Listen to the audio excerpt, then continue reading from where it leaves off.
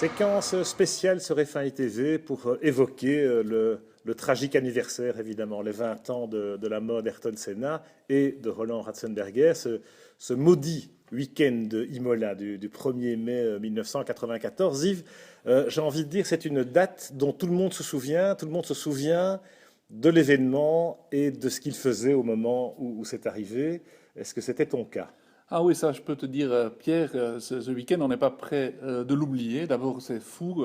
Les années ont passé, ça fait déjà 20 ans. C'est comme si c'était hier. Euh, Moi, j'étais chez un ami, on regardait le Grand Prix. Et puis, c'était un week-end qui était maudit, comme tu dis. C'est un week-end qui avait mal démarré avec quelque chose dans l'air qui était très, très malsain.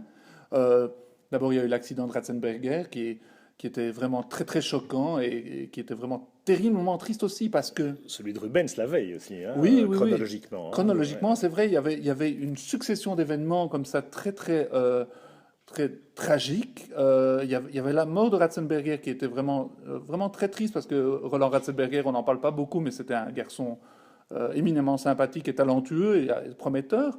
Et de voir quelqu'un mourir comme ça en direct pendant les essais, c'était très choquant. Et puis, il y a eu le départ avec l'accident. Euh, Leto a eu un accident très Ouais, grave. J.J. Leto et Pedro Lamy. Et puis cet accident d'Ayrton où on espérait, normalement c'était logique, qu'il sorte de la voiture indemne. Et puis là, non. Et on a senti tout de suite que c'était très très grave. Et puis, je peux te dire que personnellement, moi, enfin, j'ai pleuré comme une madeleine après quand la nouvelle est tombée. Et pendant toute la semaine, entre copains passionnés, on était comme vraiment abasourdis. À la limite, enfin, on était très très très attachés à Ayrton Senna parce qu'il avait une personnalité incroyable et c'était comme si on avait perdu un Mhm. membre de la famille. Et donc, c'est vraiment un événement qui restera marqué dans ma mémoire à jamais. Toi, tu étais sur place, Pierre, raconte-nous. C'est vrai que moi, c'est un peu dur d'en parler, même presque. Tu sais, chaque fois qu'il y a un anniversaire, je me souviens, pour les 10 ans, j'ai fait un article comme ça dans F1 Magazine où il fallait vraiment replonger dans dans ce terrible week-end. Et bon, moi, j'étais quand même assez copain avec Ayrton, je le connaissais depuis longtemps. Il était vraiment une personnalité très particulière. À la fin de sa vie, de sa carrière, il avait pris une dimension, une ampleur, un charisme, un magnétisme, enfin on appelle ça comme on veut. Et bon, c'est vrai que le début de l'année 94 a été difficile pour lui, a été laborieux. On raconte tout ça dans le prochain numéro d'ailleurs de F1i Magazine que je vous recommande. Il y a plein de littérature évidemment qui sort à cette occasion, dont le très beau bouquin de Bernard Rasset ici que je vous recommande. Mais nous, on a fait un numéro spécial, enfin avec notre cahier F1i classique comme d'habitude, dans lequel on s'attache à raconter effectivement cette fin de carrière, cette fin de vie. Et ce week-end d'Imola, comme tu dis, Ziv, qui était un peu maudit, et on s'en est presque rendu compte tout de suite. C'est-à-dire, moi, je suis arrivé là, ok, il faisait beau, c'était le printemps, il faisait très chaud, très ensoleillé, la campagne d'Émilie-Romagne magnifique, une belle ambiance, mais quand même assez lourde. Et puis il y a eu cet accident de Barrichello qui a été quand même très violent, une image choc. Il y avait déjà eu pas mal d'accidents cette année-là. Les voitures étaient, on sentait qu'on était à la limite. Les voitures étaient un peu trop rapides, difficiles à maîtriser depuis qu'on avait interdit les suspensions actives, etc. Il y a eu des accidents en essais privés, Jean Alesi au Mugello, on en oublie, hein, mais bon, c'est une période où il y a eu une espèce de loi des séries. Il y a eu le carton Barrichello. Alors ouf, heureusement, hein, plus de peur que de mal, même si ça a été un choc pour Ayrton, qui était quand même proche de Barrichello.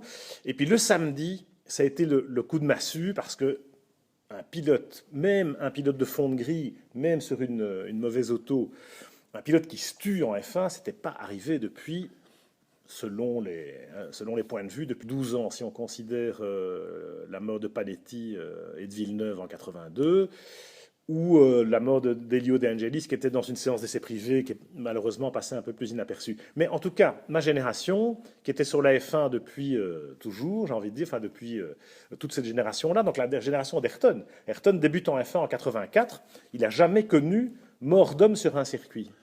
Oui, et surtout, Ayrton, pour revenir sur l'émotion, parce que l'émotion était tellement immense quand Ayrton Senna est mort, parce que c'est un peu comme les anciens racontent quand Clark est mort. On s'attend à ce que tout le monde soit mortel, sauf Ayrton Mhm. Senna. Ayrton Senna était un personnage extraordinaire, il avait une fougue, il avait une maestria, c'était bon, l'archétype du pilote de course, c'était lui le pilote de course, le flamboyant.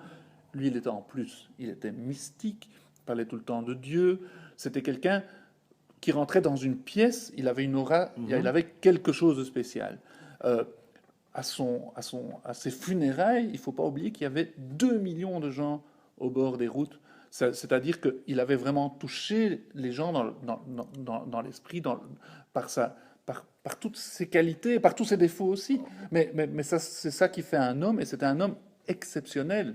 Et pas seulement le peuple brésilien, parce que c'est vrai qu'au Brésil, l'émotion a été considérable, mais dans le monde entier, on ne se rend pas compte, dans le monde entier. Et alors, au Japon, par exemple, et ailleurs. Mais c'est vrai que, pour revenir sur ce week-end, Ziv, ce que j'ai vécu sur le terrain, Ayrton a été un des plus choqués, un des plus bouleversés par l'accident de Ratzenberger.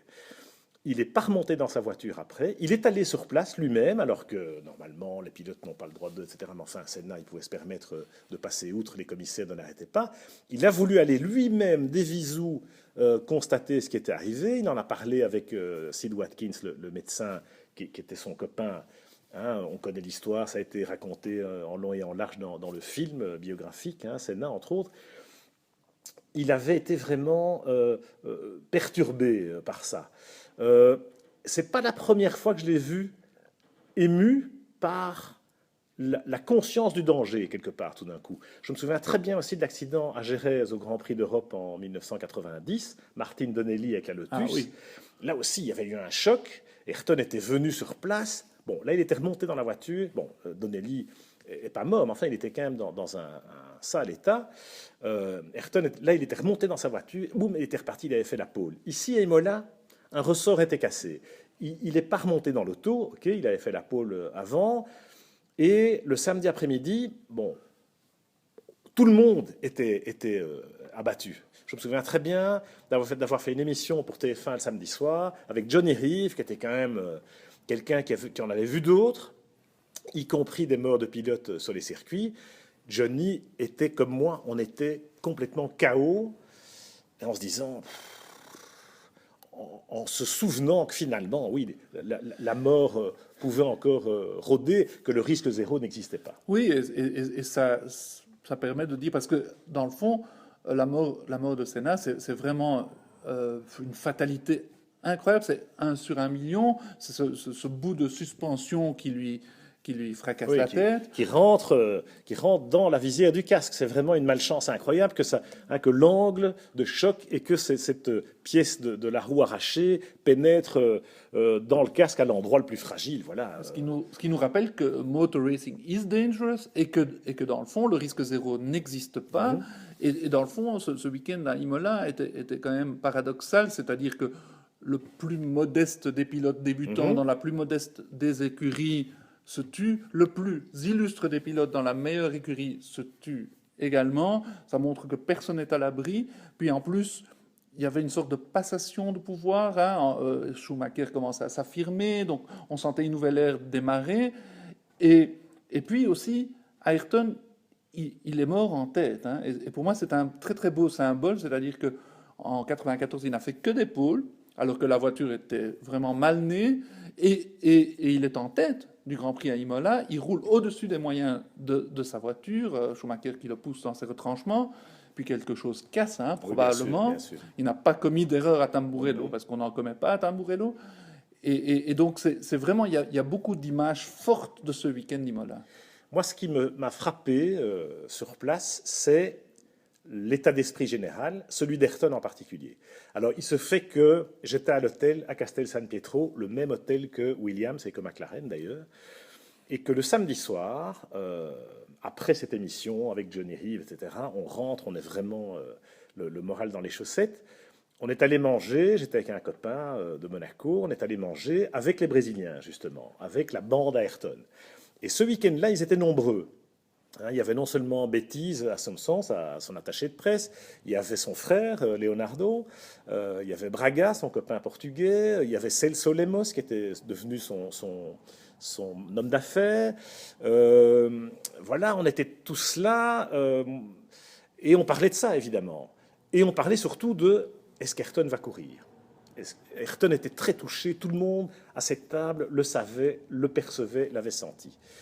À un certain moment, Joseph Leberer, le kiné, hein, l'Autrichien, le physio d'Ayrton, redescend et vient nous dire Ayrton ne viendra pas manger, il prend un plat de pâtes dans sa chambre, hein, il veut aller voir Frank Williams, il veut parler, etc. Et je ne suis pas sûr qu'il va courir demain, nous dit Joseph.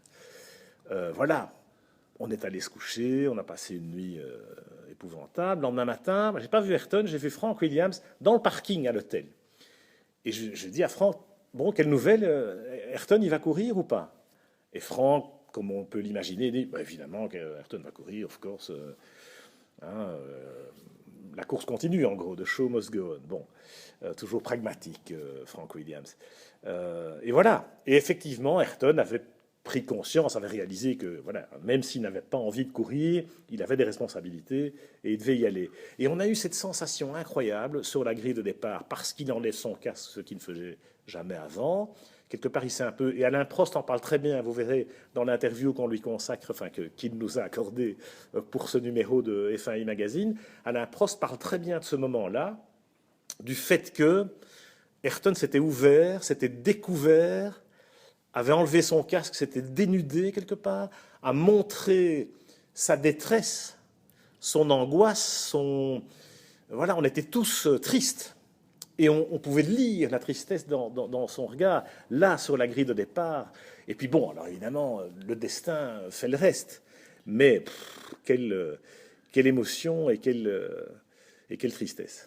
Oui, quelle tristesse, hein, parce que on aime ce sport, hein, Pierre, on aime ce sport, et chaque fois qu'il y a une fatalité, on se dit mais ça n'en vaut pas la peine, et puis après, 2 semaines plus tard, on est là et on est enthousiaste malgré tout, mais quand on réfléchit à ces hommes exceptionnels qui seront partis pour cette passion, on se dit nom de Dieu, mais d'un autre côté, bon, c'est vrai que ça fait partie de la légende, ça fait partie de ce côté gladiateur aussi qui est attirant dans un sport, dans ce sport-ci.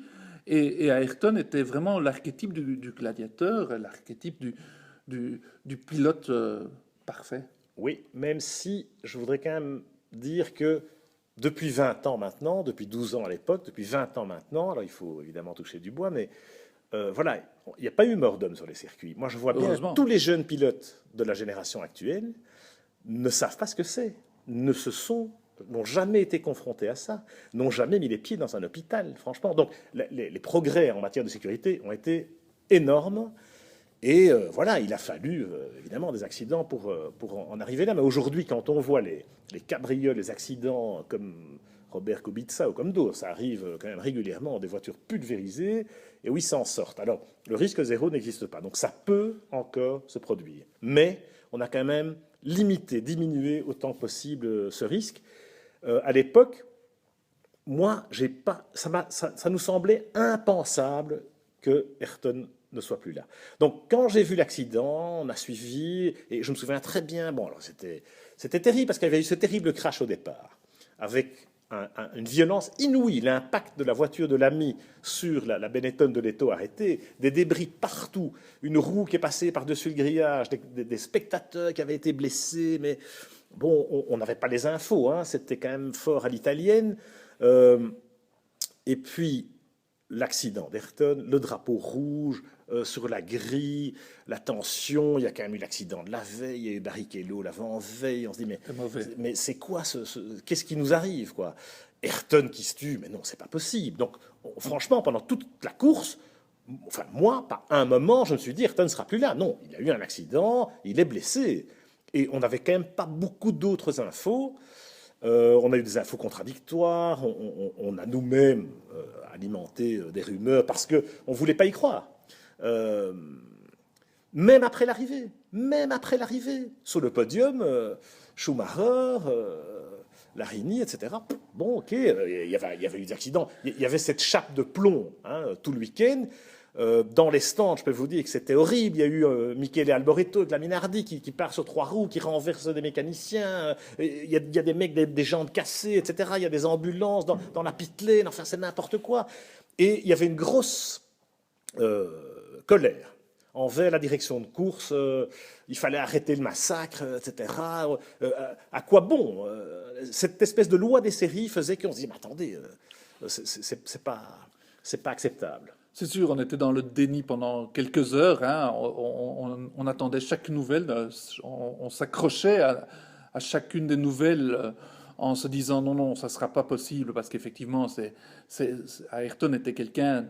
Oui, un surhomme. Un surhomme. À qui ça ne pouvait pas arriver. Un immortel. Hein. Tout le monde, mais pas lui. On pouvait pas le croire. Et puis après, effectivement, quand la nouvelle est tombée, c'était vraiment, on était cassé pendant longtemps, hein, vraiment très longtemps cassé, en se disant, voilà, ça y est, c'est la fin. Et pourtant, là, la Formule 1 s'est relevée de ça. Et c'est vrai que la passion, dans ces moments-là, la passion, c'est pas qu'elle s'estompe, mais on la remet en question. Je me souviens très bien, bon, déjà, on a fait 400 bornes pour rentrer à Monaco. Je peux vous dire qu'on gamberge dans ces moments-là. Et moi, j'ai passé une semaine...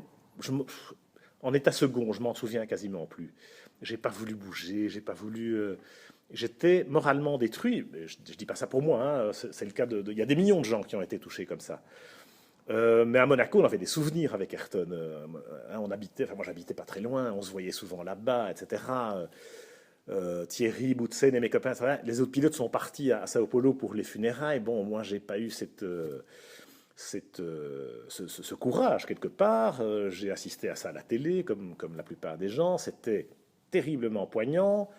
Mais on se disait vraiment, est-ce que ça en vaut la peine, quoi? Est-ce qu'on va continuer à faire ce job? Heureusement, quelque part, le Grand Prix d'après, c'était à Monaco, donc j'ai pas dû bouger. La F1 est revenue là, et tout le monde était dans cet état d'esprit. Donc ça avait un côté justement où c'est toute la communauté de la F1, et bien au-delà, hein, mais qui avait subi ce choc. Et puis ça a continué, parce que la loi des séries ne s'arrête pas là. Oui, l'accident de Wendlinger. Karl Wendlinger, je peux vous dire que c'était très choquant aussi. 3 semaines de coma, on a oublié ça. Hein, maintenant, on parle du coma de Michael. Malheureusement, c'est 3 mois et plus de coma pour Michael Schumacher. Mais Karl Wendlinger, ça a été 3 semaines de coma. 2 semaines après, à Silverstone, il y a des essais. Pedro Lamy a un carton, mais énorme. Il se pulvérise les jambes. Il est handicapé à vie, quasiment, Pedro, depuis. Il court encore, Dieu merci, mais je veux dire, il gambade pas. Au Grand Prix d'après à Barcelone, là, Montermini devant les stands, un carton. On s'est vraiment dit, mais attendez, comment on fait pour arrêter le massacre, quoi? Et puis bon, des décisions ont été prises assez radicales, parfois excessives, mais au moins, depuis 20 ans, le résultat, c'est que ça n'est plus jamais arrivé. Oui, heureusement. Et puis, on se souvient d'Ayrton, et chaque 1er mai, vraiment, on pense à lui, et peut-être qu'il nous regarde en haut, hein, Pierre. Voilà. Belle conclusion. Merci, Ziv.